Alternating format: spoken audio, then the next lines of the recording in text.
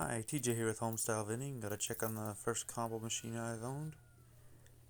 Got it recently placed in a small motel.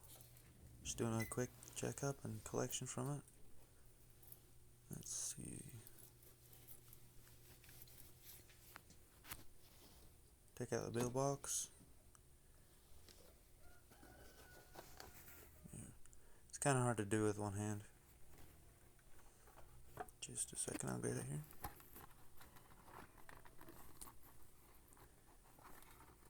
And there we go.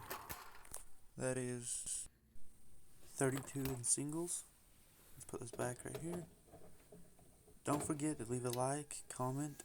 Don't forget to subscribe as well. Let's check the coins. There's quite a bit more coins than I expected. Pull them out right here. Let's see. I still haven't decided on what the other product I need to put in the machine should be.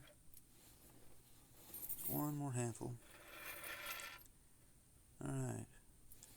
It looks like we collected $20.30 in coins for a grand total of $52.30.